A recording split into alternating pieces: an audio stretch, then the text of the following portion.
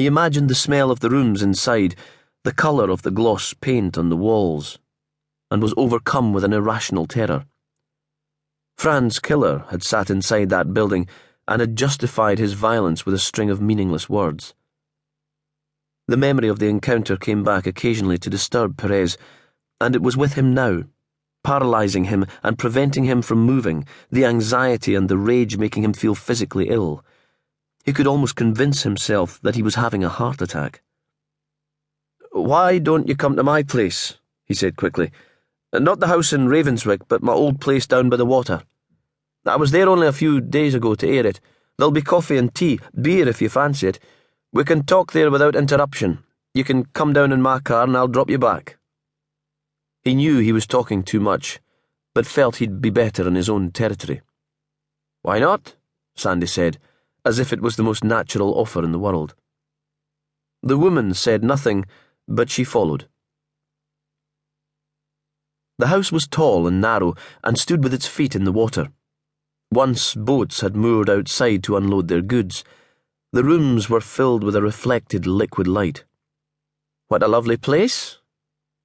Willow walked ahead of him and looked around. She stopped just inside the door and he nearly knocked into her. The long hair brushed across his face and he smelled the shampoo she'd used that morning. Lemon. Perez stepped back, shocked because he wanted to reach out to touch her, to run a hand over the curve of her shoulder, and he'd thought he'd never want to touch a woman again. Furious again, this time at himself. He sat them in the living room and went to the tiny kitchen to make coffee.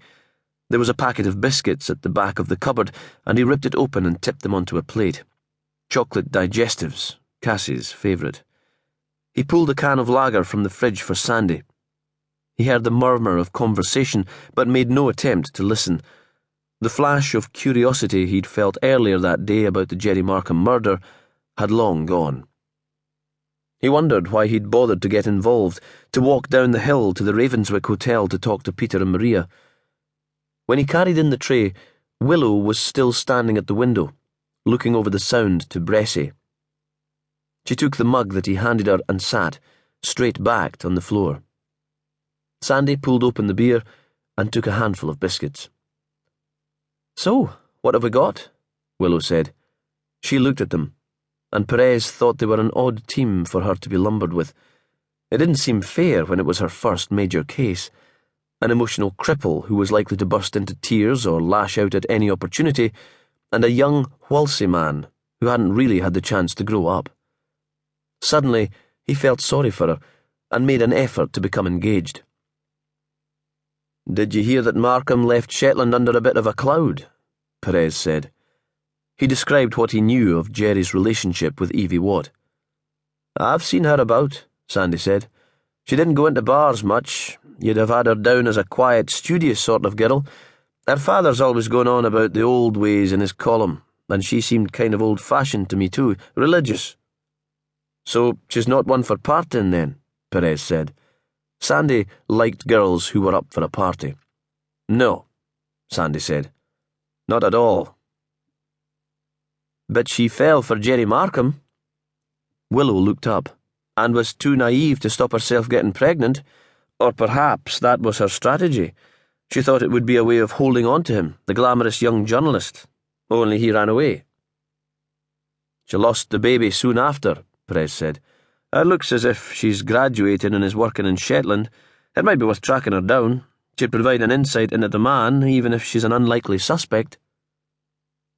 "Will you do that, Jimmy? She's more likely to talk to you than to an outsider." Perez thought this inspector from the Western Isles was pleased to find him something to do, something safe and easy to build his confidence. He didn't resent it. For once it was a relief to follow orders instead of give them. If he were heading up this team, he'd do exactly the same thing. "Sure," he said. The next day was Sunday.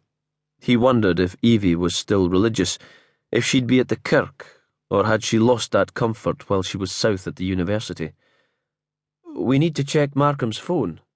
Willow was talking again. She seemed quite comfortable on the floor, one leg stretched in front of her, the other bent.